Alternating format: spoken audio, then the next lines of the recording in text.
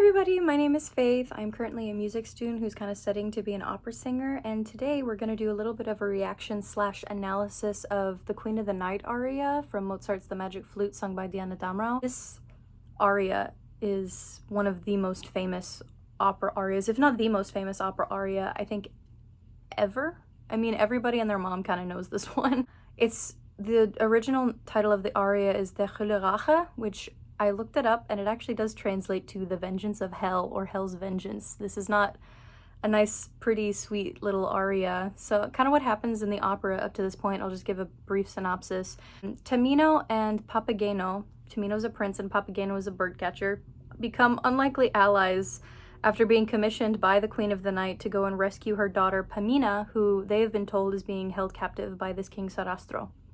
So they get up there, and they actually realize that Sarastro is not evil, as the Queen of the Night made him out to be. And so they end up actually joining forces with Sarastro and going through various trials. And so when the Queen of the Night sort of realizes that she's been betrayed and she's not going to have Sarastro taken out in the way that she originally planned, she approaches her daughter, Pamina, and says, "I want you to kill Sarastro. And if you don't, then I will disown you. Hear this mother's oath. I will have nothing to do with you anymore," basically. And Pamina is very sad and very terrified. Honestly, for less time than I feel she should, but that's just me. I won't spoil the ending of the opera, because, I mean, it's a masterpiece, you know? It's the last opera that Mozart wrote before he died. So, we're gonna get into some cool stuff, and I have some comments that I'd like to make a little bit as the video goes on. Yeah, without further ado, I don't want to make the intro too long, but yeah, let's just get into it.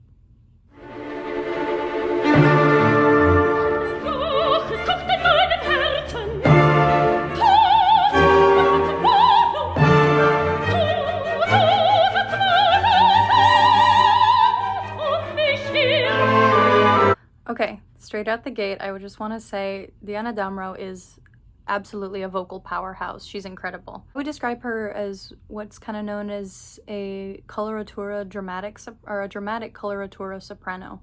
And sort of what that means is dramatic is the Fach that she's in, and we talked a little bit about vocal Fach in my Think of Me video. But Fach is kind of determined by like your vocal range and your vocal weight, and sort of those two things put together, because a light lyric and a dramatic soprano are not the same thing. You know, you're not going to get the same roles applied to you, at least traditionally. I mean, you shouldn't see a light lyric playing the Queen of the Night, because she won't have that same vocal presence and power behind her voice. And so I would say dramatic coloratura is the voice type that you want singing this type of aria, because it's angry and it's powerful. And so you want to have somebody who's able to bring that vocal power when they perform it, and Diana Damrau definitely has that. You'll note, I also just want to give a shout out to the costume department. I love her costume. Just the suit, the big veil that's coming down from her crown, the dress, it's very, very, very nice. Pamina doesn't look as dramatic, but that's not the point of her character here. But you'll notice straight out the gate, I mean, there's so much power behind her voice, and she is not mic'd.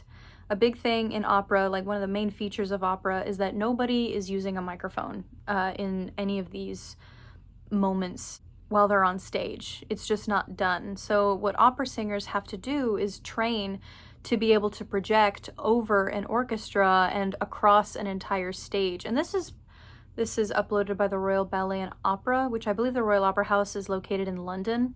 Editing me can double check and make sure for you guys that that is in fact correct and I'm not an idiot. But yeah, I mean, when looking at her, I mean, her entire posture is like, her chest is up, you know, she's taking all that weight off of her ribs, and she's breathing, you know, from her core muscles down here, and it sort of inflates everything, and she keeps it inflated as she goes through each phrase.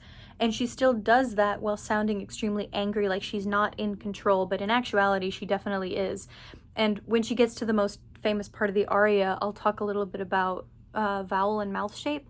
But yeah, I mean, starting out, of course, it's absolutely incredible, and also the lyricism, like the flames of vengeance burn bright in my heart. That's That's a bar if ever I've heard one.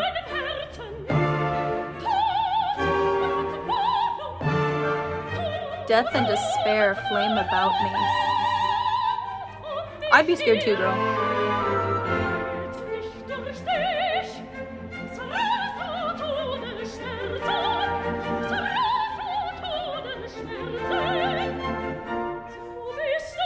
Hey, kill this guy who's your friend now, otherwise I'm disowning you. I hate when my mom asks me to make a murder. Here we go. Ooh.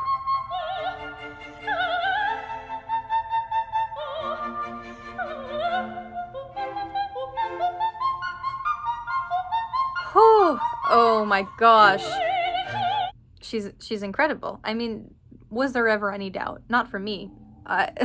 She's absolutely incredible. And you'll notice she does lean forward a little bit, but she's still completely in control and she's still conscious of everything that her body is doing.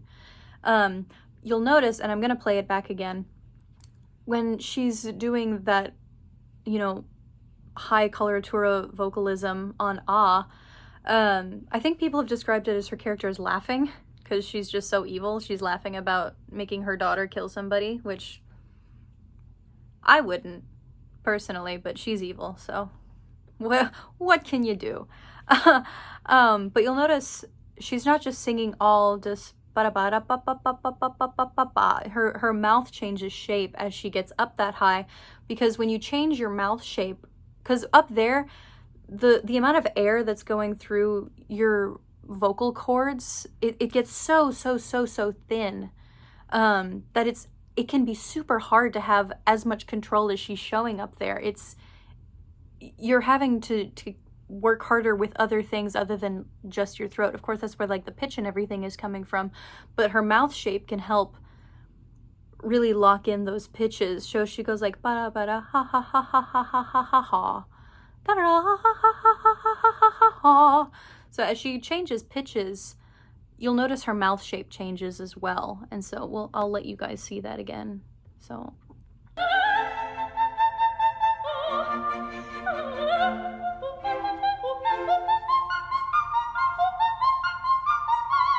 she brings her lips back and smiles a little bit on that high F6. Speaking of which, this aria goes up to an F6.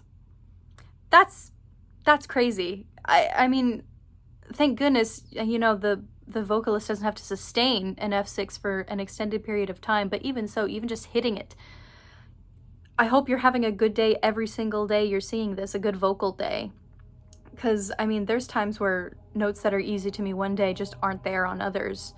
And yeah, this whole aria has a range of 2 octaves. I have the sheet music, and it goes from an F4 to an F6. So it's the F above middle C to an F6. So I'll put a little picture of what that sheet music looks like when we get to this coloratura passage. And also it's staccato. And staccato is when you have short separated notes. So she's not getting to use the last note as sort of like a push off to get to the next one, because sometimes that can be easier. But no, all of it is staccato, so she has to reapproach and reattack it with the air for every single pitch that she's making, which, I mean, she's incredibly skilled at doing that, so I'm not at all surprised that she's succeeding. She's absolutely incredible. Damrau is one of the great sopranos in opera of our age, I believe. But yeah, so we'll listen to that a little bit again, and then we'll move on.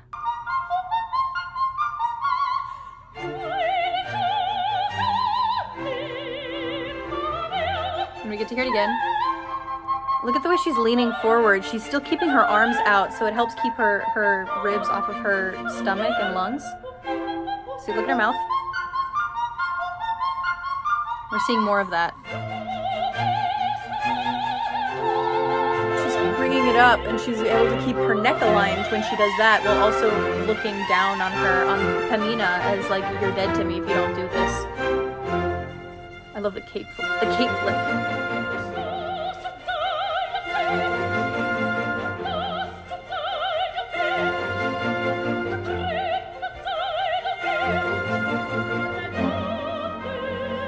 Her lips lips are pointed a little bit. That acts as a projection piece, sort of.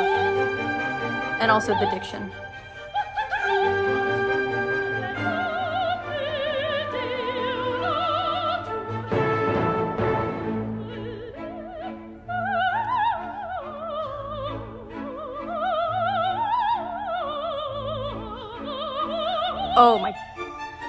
Oh my gosh, that's so hard.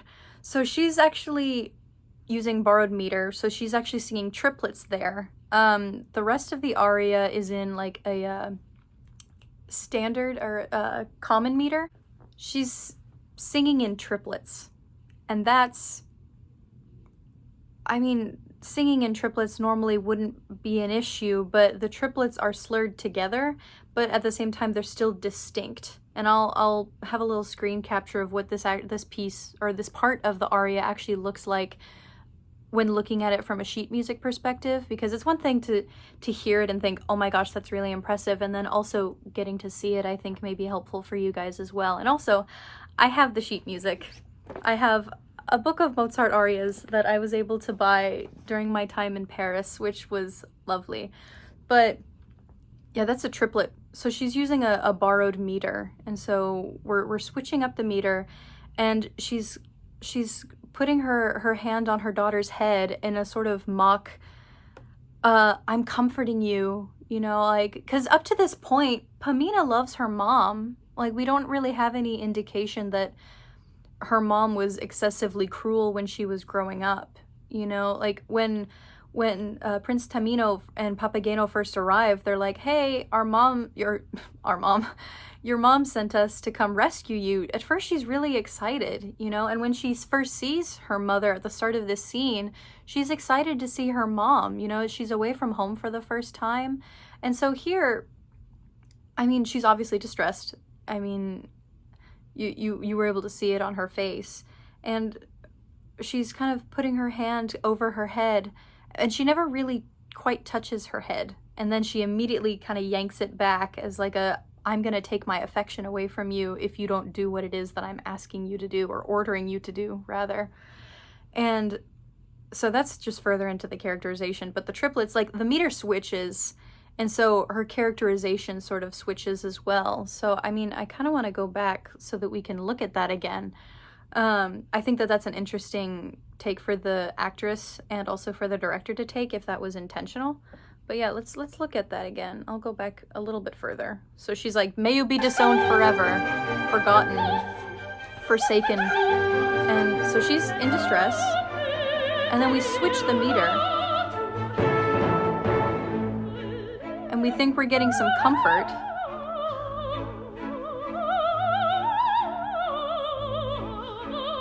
And then that familiar,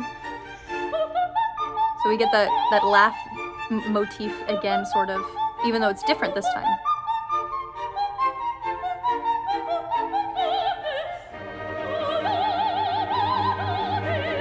And she grabs her face.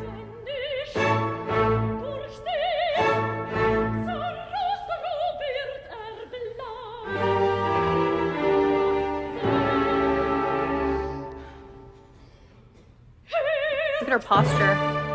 She hits this big pose at the end. That's wonderful for her breathing. And it's such an imposing stance.